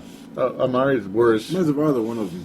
It's just who's playing. And Chauncey Billups is getting old, and he got hurt in the playoffs last year. It's some of these teams. The end of them after that won't have a choice. Like they have to get rid of Mike just to get anyone who's not injury prone. Mm-hmm. Yeah, they have to. And can score, which means you got to get Crawford. Mm-hmm. Yeah, I think if they get Crawford, they're going. Yeah, because if Wade's injured, the Bulls get Crawford, they're going. Yeah. I guess if you, boy. You didn't think about that, did you? Oh, that's funny. I guess if you have to say the best team, like the best team in general, it's the Bulls. It just is. They're the best team. Yeah. They'll win the East. If Miami stays healthy, they'll win the East. I guess. Gosh, dang it. Miami's the most talented, but Chicago's is definitely the deepest and the most equipped for a playoff run, I guess, when you look at it. Especially a short season.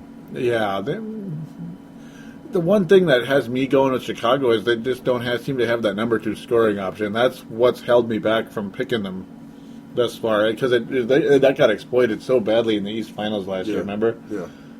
I guess right now, those are really interesting points you made up that make me kind of like around. It's like, that's what makes me dance around the bush a little bit, but I'm going to assume Miami stays healthy enough to go to the finals. So I'm going to go with that. But, I mean, if they don't, Chicago's going to flat kill them. I can... Yeah.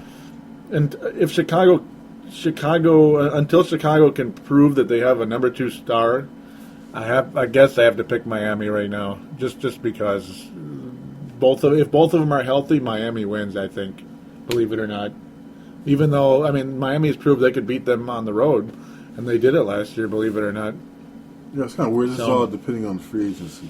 It sucks, yep, free agency and health. So I guess just if you have pound for pound the healthiest team, Miami would win if the two are both healthy.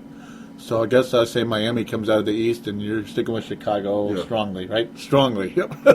So we'll slide to the West, especially for the sake of time. It's getting late. The Western Conference, well, you got we got to make our surprise, our flop, and our conference finalists. Would you like to go first? Or? I can go. Okay. So I can crush you. Houston, baby. Houston with Kyle Lowry. No, I don't know about that. It's harder this year. It really is. Because we haven't seen any free agency moves. Somebody's going to make a move of some kind. Denver Broncos. No, I'm just kidding. No, they did something stupid, and they traded away. Yeah, I know who I'm going to pick now. They traded away, so this is going to lead into my pick. And they're right below them in the standings. You can probably guess who I'm talking about. They traded away Raymond Felton to Portland for Andre Miller. They traded away a guy with a ton of talent that kicked butt with the Knicks last year before the Knicks got greedy. Kicked butt with a team that looked pretty good. They traded him for Andre Miller, who's getting really old. He's like 36 years old. I don't know what they're thinking. So with that, Portland is gonna surprise in the West, regardless of Brandon Roy. Regardless if Brandon Roy returns or not, or is healthy or not, I think the Portland Jailblazers, who are not the Jailblazers anymore, are going to have an extremely strong season and might even win the Northwest Division over Oklahoma. I just said something really risky there, didn't I? You did. I think they're going to compete with Oklahoma City for the Northwest Division, the Portland Trailblazers. Yeah, Marcus Aldridge, all those guys. That is a talented roster. Yeah. You're like, come on, Joey. I don't know about their center. Mm-hmm. Oh, well, they still have Camby, but he's old. Yeah. You're like, come on, Joey, what are you thinking? Glass man. The glass man. Do you have a surprise team? I might say Sacramento. Oh, really? Could be. Yeah. That's who I had last year. Yep. That's who I had last year, yeah, because of Tyreek. Yep. Yeah, I think Tyreek, this is all depending on Tyreek, because I heard that he, wasn't really a good teammate. They argued in the locker room. Mm-hmm. Ball hog, yep. But I like the pickups in J.J. Hickson. That was good. That's a good move. Yeah. He was really valuable with Cleveland. He's better than what's-his-name, Caspi. Yeah. That's a good move. That's a good move. Yeah, I actually didn't even know about that. I like Jason Thompson. Yeah. Actually. Oh, yeah. But I think, the guy I really like that I didn't know about, Marcus Thornton. When Tyreek was injured, Thornton stepped it up. So, I don't know. I think out of all the teams, I think the Kings will win at least 10 more games. They could, or like the mathematical equivalent. Yeah. If they get it together. Mm-hmm. But I don't know. I think the fact that they might be leaving. And, Anaheim. Getting ready to. I don't know. Right now, I'm sticking with Sacramento. Mm-hmm. It's a talented roster, and the J.J. Hickson move was pretty good. Yeah, that was a good move. And yeah, Marcus Thornton looked awfully good on the Hornets too in the short time that he was there. He was valuable. Yes, he is, and he's a Louisiana native too, which is kind of cool. So I guess, yeah, ready for the flop, I guess. Yep. Do you have your pick? Oh, go ahead. I'll let you go first up if you're ready. It's two teams I think are going to flop. Oh, I think I got an idea of which one it is. I'm excited. I can't wait to hear it. The first one for me is San Antonio. Ooh, yes. I like that one. Actually, I think Ginobili should have left town. They're on the down spiral. Yeah, I think Ginobili played really well last season, but I think that might have been. I mean, he's not getting any younger. And Tupaca's already saying that was their last chance. I don't know what's even going to happen with Parker. With all these trade talks going on, I think Parker might leave. Yeah, there was all that Knicks crap before. Yep, another Knicks possibility with Parker. That's funny. Yeah, but I think with the team getting older and Duncan, he's not getting younger. I think they're not going to win many games. And the other team, the Lakers. Yes! The Lakers. That's what I was hoping for, yeah. I don't want to say it. It's realistic, though. Yeah. I like the guys, especially Kobe, but... Gotcha. Kidding. As a player. Yeah, as a player, not as a person. Yeah. Yeah, but I just don't think they're gonna do much of anything. Ooh, say the famous line that you said last year about something. Say... Yeah, the Lakers ship is sailed. Yes, that was the words I've been waiting to hear. Yep. And yeah, Phil saw it and he waved goodbye to it. He did. It was gone, and it didn't sail off into sunset. It was shot down in flames. It was a It disaster. went down in flames, and there was a mutiny. And Phil just hopped on a little boat and just said goodbye. Yeah, it was a complete disaster. Yeah, wish we could have left on better terms. I'm out of here. I'm done. Yep. Yeah. Yeah, it's just they. I mean, buying him, he needs to be traded. Yeah. I wish Odom is better Mike Miller. How about that? Yeah. If Mike Miller, if he decided If he actually shot the ball once in a while, there's yeah. a little intangibles, but not so much. So I They have to make some surprising moves. yeah, they really have to make some moves. And Like Derek Dwight. Fisher being Like a starting point guard, I don't know why. Oh my God, he's ancient. Yeah, I mean, he may make some last-second shots.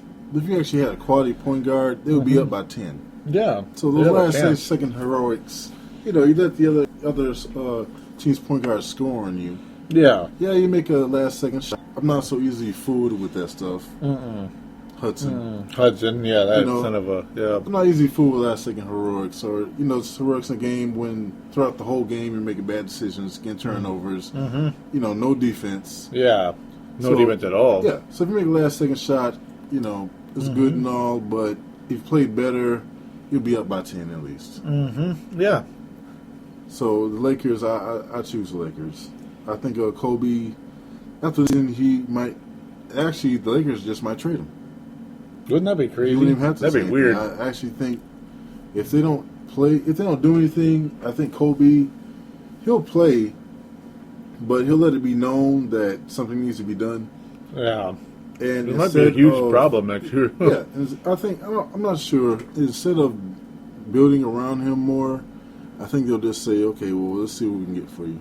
Yeah. I don't know. I don't think the Lakers are that type of... the Lakers are that type of team, the type of organization to do that to them. Yeah. But I think that if it's not getting done, just like how how Minnesota did, Yeah. the Wolves let Garnett go. I think it might be one of those type of situations, or it's gonna. They're asking, do you want to retire now? That'd be funny, wouldn't it? If not, we great. can trade you to a team that we think you might be able to get another ring at. Because I don't think it's going to happen with the Lakers, especially for Kobe. It's not going to happen. I wouldn't be surprised if it was a complete bust for him. I wouldn't be surprised, and really, yeah. I mean, I'm picking the Lakers. Agree with, yeah. I mean, I'm pretty much going to stick with what you said there. I mean, that's pretty much all that needs to be said. Other than the only final thing, is obviously the new coach Mike Brown had no success. Or he had good regular seasons with Cleveland, but postseason came around and nothing happened. Yeah. Nothing. There was none of it. And I can't imagine Kobe Bryant was too excited with that move. Yeah. I don't think. Yeah, I think the Lakers will disappoint this year, just like they did when Phil Jackson left last time. Yeah. As we both know very well. Yeah, and if imagine what's going to happen between Kobe and the coach. Yeah, I mean, hard to tell. No? Especially Ant Fisher. It's going to be Kobe is basically an on-court coach. Like Michael was. Yep. Late in his career, yeah. Yeah, and Kobe is his personality is so strong. It's I don't know. I think by the end of the season, we're gonna know what's gonna happen to Kobe. He's either gonna hit the coach, say something's got to change here, or he's just gonna buy into it. I don't want to say that. The whole buy into it. I think of that's for rookies. Yeah. Kind of like the Wolves. Yep. Yeah. The Wolves. That's more like Wolves stuff. Yep. Kobe has been playing that style for so long, and he knows it. Yeah. And that's gonna be weird. He's basically a coach himself with the team. He's gonna come in and try to put a whole new system in. Oh, that's gonna be weird. Yeah. With that team, I don't know. Yeah. I don't know. Yeah. I mean, it's. I think by the end of the year, one of the two will not be there. Kobe or Mike Brown will not be on the Lakers by the end of the year. Yeah. Honest to God, I don't think it's going to be a worthwhile marriage between those two. It's just not going to happen. Yeah, because Mike Brown, because of the whole LeBron thing, he's not going to let another star try to push him out of an organization again.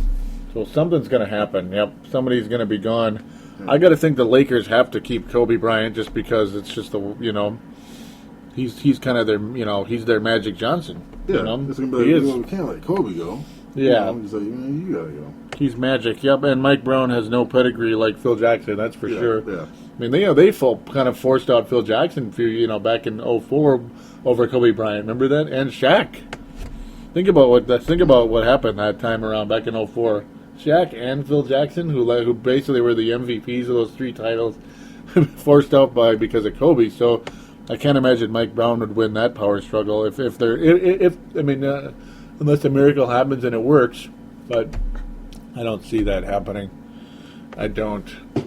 So boy, we really like to talk about the Lakers, don't we? It's funny. It's a team we hate for the most part, yet they're around so much and we see them so much constantly. They're constantly thrown down our throats, so we basically know the team from top to bottom, even though we've never been to LA that I know of. Yeah. When a player from another team elbows, oh, that too. Players, Beasley. That son of a... that was ridiculous. And Matt Barnes talking all that stuff immediately after that. Saying, hey, bitch, now I'm swearing again. But yeah, he was being an asshole about it. There I swore again. He was. Barnes is being an a-hole, He was not... standing there staring Beasley down. Yeah, I mean, none of those guys are impressing anybody with that type of bullying. It's stupid. Yeah, that's another thing. If I think Bonham has some suspensions. Correct? Oh yeah, it could be. I don't know if they're left over or not. Oh yeah, probably because of Berea. Yeah, there might be something left over. I'd be surprised if there isn't. Yeah, that's right. He pretty much sent Berea to the floor, literally with his arm. That was kind of lame. Oh boy. Yeah, we're long-winded with these Lakers, aren't we? So again, for the sake of time, who is going to come out of the West? Oh, what'd you say? Yeah, if the Lakers can't get it together. If the Lakers can, you said? Maybe Phoenix might. Phoenix is kind of... Phoenix doesn't really have an identity, though. They're kind of... Yeah, they don't have anything. If the Clippers can get Chris Paul... Oh. Huh? The Clippers got Chris Paul. Something could happen there. They might have more wins than the Lakers. Wouldn't that be funny? They'd be the big brother finally. Man. Finally. Wouldn't that be nice for them? Man. Yeah, this one's much harder to pick because than the East. The East is Chicago, Miami. Like we knew it right away. When you look at the West, it's like I don't think Dallas is going to repeat as a champion. I don't know. I can't say they're going to, especially if and when they lose Chandler. Yeah, because I actually thought that Karan Racine Butler would have stayed with Dallas. Yeah, and it sounds like it's a guarantee he's gone. Chandler's probably gone just because, and it happens a lot. Teams win titles and everybody's like, oh, the third or fourth best player on the team, everybody wants him, you know? And that's what's happening literally with Dallas right now. So I guess, reluctantly, Oklahoma City's got to be one of those two teams. I think they're definitely going back to the West. And you know my reasons for being reluctant in that. Gosh, I don't know who. Portland. Yeah, that's a crazy move. Yeah, I'm going to say Oklahoma City and Portland because San Antonio's not going. Dallas, I think, is going to have a layoff. They're not going to completely flop, but I think they're going to not be. I think they're going to lose in the second round, we'll say. New Orleans, I can't pick them because I don't know where Chris Paul's going to be. They know it's not going to be there. No David West. Yep. Yeah, that's right. David West, too. Memphis is just too young, I think, to really be a conference championship type team or conference finals team. Actually, Memphis, they're sneaky. Well, yeah, I'll let you say yours. Rudy Gay. Yeah, Rudy Gay there. Mm-hmm. Oh, that's right. He's actually healed, so I don't know what Memphis will do now. Mm-hmm. Yeah, I mean, I'm going to go with Oklahoma City and Portland in the West. Like who do you think it's going to be? Oklahoma and Memphis? No, I'm kidding. Yeah. Hmm? I think I have to Oklahoma and Memphis. It could happen. Isn't that funny? Because Memphis didn't have Rudy Gay, and he's a big factor. And they won 46 games last year too, especially guarding Durant. Mm-hmm. It's a good team. That's a really good team, and they took out the Spurs. Yeah. They took out the Spurs quickly, and that was impressive. So Oklahoma and Memphis, That was the addition of Rudy. That was a great second-round series, if I remember correctly, wasn't it? Yeah. Memphis was right in it the whole time, weren't they? The whole time. And then Oklahoma got obliterated by Dallas, who was on a mission. Yeah, but then you got Harden getting better, and I don't know what's going to happen with Perk. Mm-hmm. I know he lost weight, gained a lot of muscle. And he might get traded. Yeah, and he might, Westbrook even for Dwight. Mm-hmm. So it might be a whole different team. Mm-hmm. But yeah, what's really I don't know. I think they're both with the Eastern Conference. It's kind of like depends on who they get in free agency and who's healthy. Mm-hmm. So it's still gonna be a surprise of who wins it. It's not. I don't think there's like a clear cut winner. This year is a lot like '99, where it's kind of like the changing of the guard. The Bulls broke up, and that was it. No more Chicago Bulls. Over. Yeah. And I think that's happening with LA, San Antonio, teams like that. I think it's all over for them. Yeah. So this is going to be like when San Antonio just came out of nowhere and won it all in '99. Yeah. And then they won several more after that, unfortunately. So somebody's going to emerge this year as maybe not the next dynasty, but maybe like one of the next dynasties, like one of them, like they're going to maybe win a couple. It's going to be the Miami, Chicago, Oklahoma City type of team that's going to win.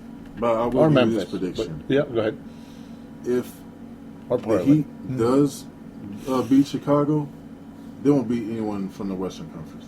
Ooh, that's a bold prediction. Mm-hmm. Due to the amount of games played, plus the playoffs. Mm-hmm.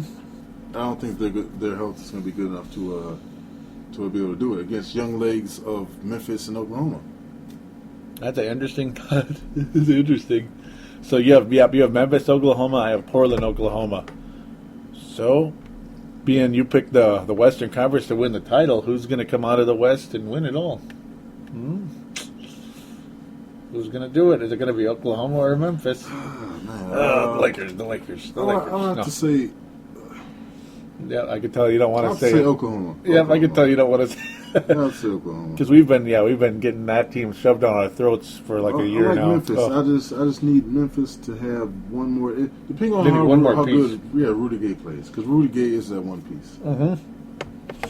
They could win it. It would be kind of funny if they actually won the whole thing. I'm saying Memphis. Wow, you have Memphis going to the finals? I'm adding Rudy already. Memphis. Ooh, you have Memphis to the finals? And so Memphis and Chicago, right? Yeah. So who wins between Memphis and Chicago? Yeah, see, that's different. Bulls? If it was between Memphis Bulls, right? and Yep. the Heat, I'd say Bulls. I'd say the Bulls. So right now you have the Bulls winning the 2012 title. Yep. I think that's not a bad pick at all. That's not bad at all. So Because the Heat Chicago, would have to, for the Heat, it would be like a chess game. They'll have to lock themselves in for the playoffs.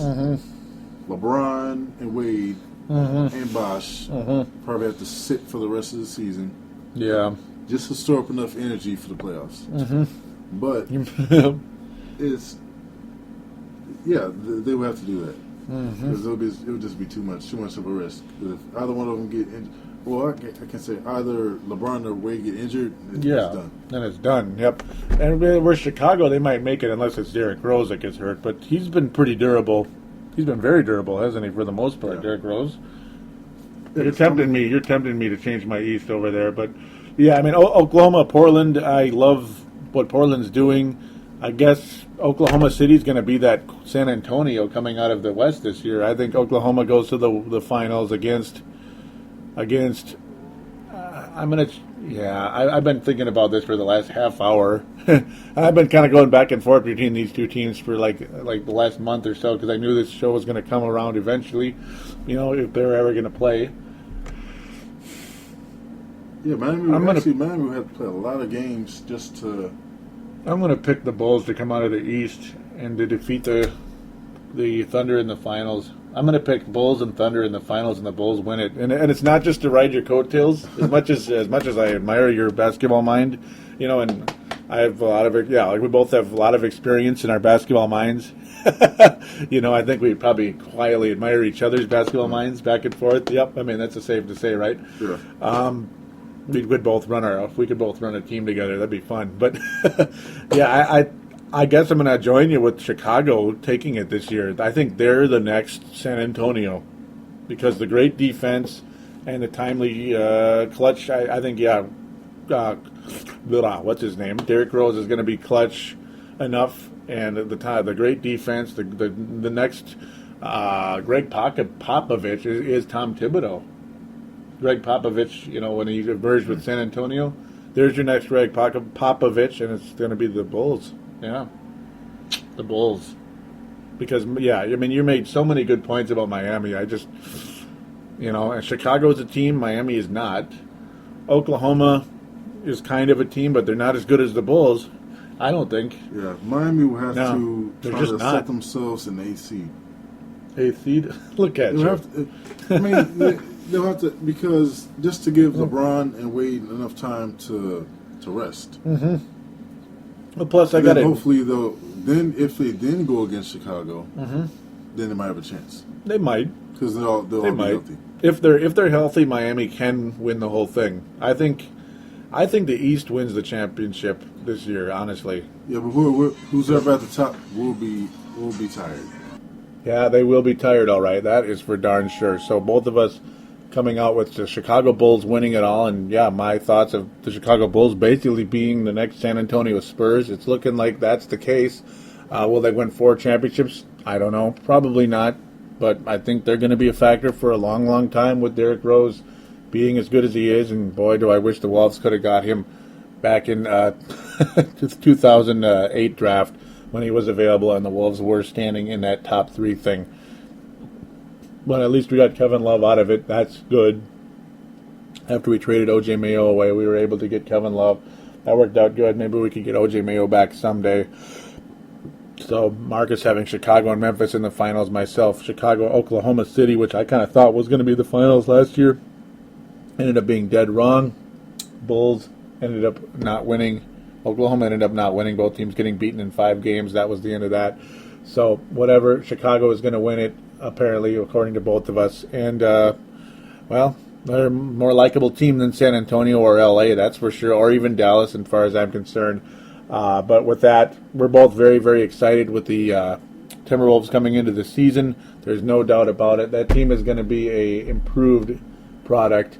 How improved? We're just going to have to find out as things improve or as things progress during the season. It's going to be fun to watch, though. So with that, we are going to call it a night. We are going to get to the contact details. This is definitely all-timer. This is going to probably clear 2 hours before I'm done. So yes, Timberwolves Explosion, again, available on thesportstuff.com and on iTunes. Appreciate it always so very much with your calling in. Please do join the message boards on thesportstuff.com. We would appreciate it oh so very much. Simply go to the website, click TSS boards, then click register, get your screen name, and get on those basketball with a lot of cool people out there. Don't forget to check out the crossover, which is also a podcast on thesportstuff.com and on iTunes with Rusty and PMAC. Those guys are spectacular. Facebook.com / well, actually, no, it's not like that. It's Twitter.com / Wolves Explosion. Twitter.com / Wolves Explosion. Do give that a follow. I like to talk NBA on there a lot. Do give that a follow. Would appreciate it also very much. And please do join the Facebook page. Look up Timberwolves Explosion, Minnesota Timberwolves. Go to the one that says company, then join it by clicking like on the page. When you're actually on the page, click like. Would be terrific. And then you can comment on there if you like. That would be awesome. It sure would be. There is a phone line as well, 209-736-7877, 209-736-7877. It is a voicemail. Do treat it as such. Mention which show you were calling in for, which is, of course, Timberwolves Explosion. And maybe your comment, shout out, question, all that. It would be terrific to have you on board. Oh, it would indeed. We'd like to hear your voice with ours here on Timberwolves Explosion. Sometimes I'm solo, but I like to have Marcus the Forecaster as much as possible. And I hope to have him on again sooner rather than later. And episode number 72 will be coming sooner rather than later. It's going to be time to finally talk basketball. The lockout is over. Basketball is a reality, and we couldn't be happier. There's no doubt about it. So, episode number 72, I'm going to wish you all a very happy Christmas season. Hope probably, being there's not going to be any basketball in between now and then, well, there'll probably be a show in between now and then, because we'll probably get into free agency some more when it actually happens. We'll see what happens, though. As soon as soon as tip-off is happening out there, we're definitely going to be talking Wolves basketball, though I'm sure I'll have a show where I review the preseason games and talk free agency. So regardless of what happens, we'll be back soon. And again, we hope all of you to enjoy a safe and happy Christmas season and holiday season there. I'll make things a little more generalized there, holiday season. So take care, everybody. We'll be back soon. Go Timberwolves.